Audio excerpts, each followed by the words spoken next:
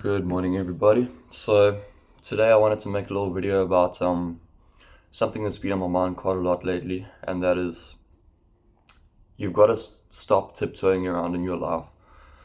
You've got to stop worrying about what people think. You've got to stop begging for things. You've got to stop asking nicely, because each of us, we have so much potential in our hearts, and you know sometimes in life we get into the habit of trying to please people, trying to be nice to people, instead of just going out there and being confident and cool, calm, collected. We try to get things in life by being nice, and that doesn't work. Nice people get trampled on. Nice people get left to the wayside. And nice people are just nice. They don't really have that fire inside of them, that burning desire. They just kind of mollycoddle through life and never really end up getting anywhere. At some point, you've really got to actually kind of get angry about it. And I feel like that's where I am right now. I've been guilty of being a nice guy for a long time, since I was was pretty much forever. A couple of years ago, I went through some heavy shit. I ended up having to go to a rehab for 4 months. And I was stuck in there with like some hardcore people. Very nice people as well. A lovely bunch of people, but I learned in that place that being nice only gets you so far. Being nice doesn't get you liked. In fact, I'd go so far as to say people who try to be nice all the time actually end up being disliked by everyone, because it's just the way it goes. You've got to have some sort of backing, some sort of spine behind you. You can't just go through life trying to please people. And they say God helps those who help themselves. If you want something in life, you've got to actually be the instigator. You've got to be the driving force behind it. Things are not going to fall into your lap. As much as we may like to think sometimes, okay, maybe if I just speak to them nicely, even if you go to a job interview, you've got to kind of treat things as if they're secondary. And that's not to say that these things aren't important to you. That's not to say that you're treating, say, let's take a job interview, for example. You go to a job interview and they tell you that they can't pay you what you're worth. I don't care if you need the job. I don't care if you've been waiting for 3-4 years for this position. If they aren't willing to pay you what you're worth, tell them no thank you, have a good day, and leave. Because the moment you start making space for things that aren't in alignment with what you desire, you start getting comfortable. I was comfortable for many, many years working for a little shitty company in Durban that was taking me for a ride, paying me half of what I'm earning now, paying me when they wanted to pay me. I used to have to call up the boss on Friday afternoon on payday, begging for my money. And I'm telling you now, if you carry on this path of being a nice person, being agreeable, it's not going to end. It's just going to keep the same fucking cycle repeating. You're just going to be walking in circles, my friend. You've got to go out there a little bit aggressive, a little bit fucking dumb. You've got to be a little bit retarded with this shit. You've got to kind of treat it like it's secondary. And like I said, that's not to say that these things aren't important, that you don't need work, that you don't need employment and money in the bank.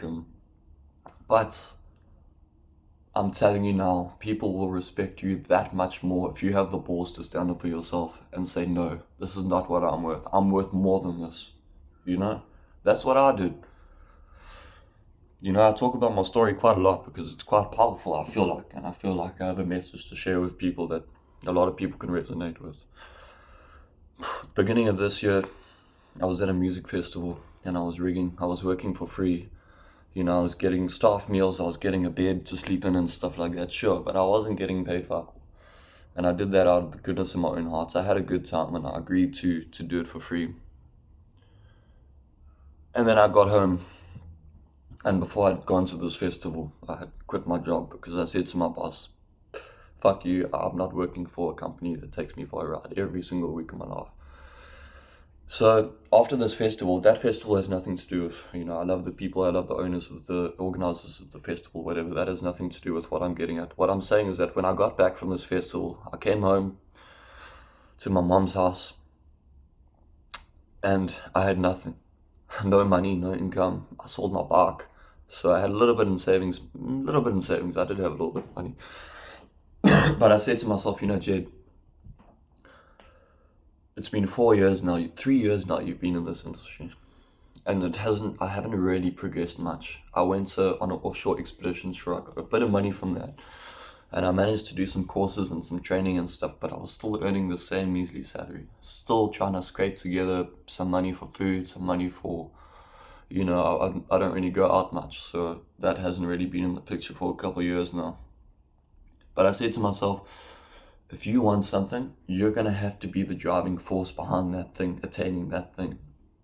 So what did I do? I took the last of my savings. I bought a bus down to Sedgefield, which is a beautiful part of South Africa. I love it. And I kind of threw myself in a bit of deep water there, because when I got there, it was not what I expected at all. I was expecting to take my CV, my certificates, and my blade repair training certificate to go and find some work on the offshore wind turbines. I was a little bit retarded with this whole thing. I kind of treated it like I wasn't really thinking too much about it. I just went for it and I did it.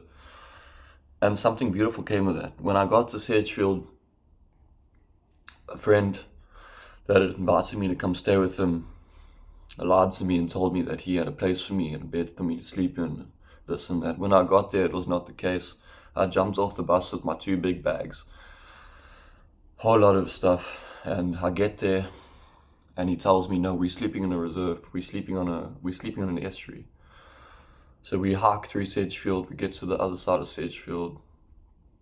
I'm not going to say where, because I still don't want this person to be found, and I think they're a good person deep down.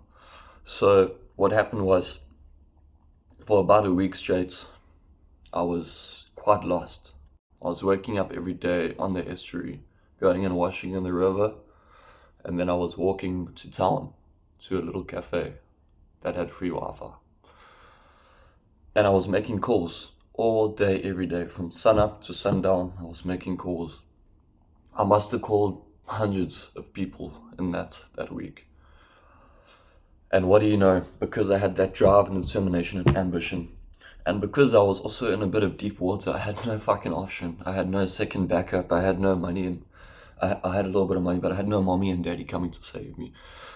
I was going to be successful as of my own accord, because of my own doing, not because of anyone else coming and helping me. And sure enough, a week later, I got a message back from the company that I'm working for now.